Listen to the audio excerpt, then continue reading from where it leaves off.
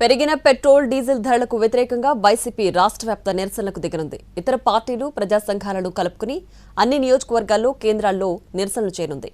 ప్రజలకు ఊరట కల్పించాల్సింది పోయి మంత్రులు సైకిల్ తొక్కుతూ రీల్స్ చేస్తున్నారని వైసీపీ నేతలు విమర్శిస్తున్నారు. పెట్రోల్ డీజిల్ ధరల పెంపును వ్యతిరేకిస్తూ వైసీపీ పోరుబాట పట్టింది. నేడు అన్ని నియోజకవర్గ కేంద్రాల్లో వైసీపీ నేతలు, కార్యకర్తలు నిరసనలకు దిగనున్నారు.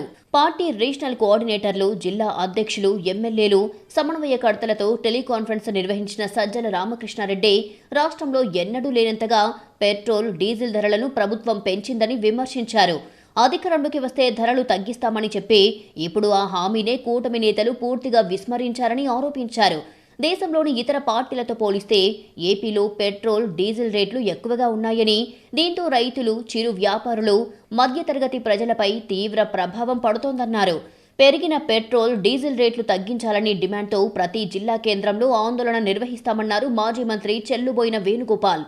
దేశంలోని అత్యధికంగా పెట్రోల్ ధరలు ఏపీలోనే ఉన్నాయన్నారు.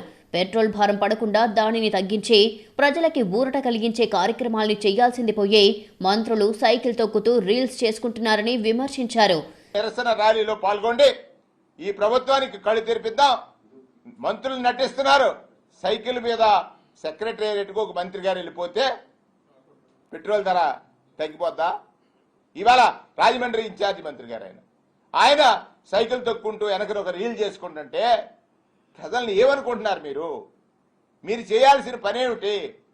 ఈ పెట్రోలు, డీజిల్ ధరలు తగ్గించాల్సిన బాధ్యత గల కేబినెట్ మంత్రి నేను సైకిల్ తొక్కుతున్నానంటే ప్రజలకు ఏ సంకేతం ఇస్తున్నారు? కలిసి వచ్చే పార్టీలు, ప్రజా సంఘాలు, అనుబంధ సంఘాలతో కలిసి ఇవాళ నిరసనలకు దిగుతోంది వైసీపీ. మండల కేంద్రాలు, నియోజకవర్గ కేంద్రాల్లో నిరసనలు చేసి ఆ తర్వాత జిల్లా కలెక్టర్, ఆర్డీఓ, ఎంఆర్ఓలకు వినతి పత్రాలు అందించనున్నారు.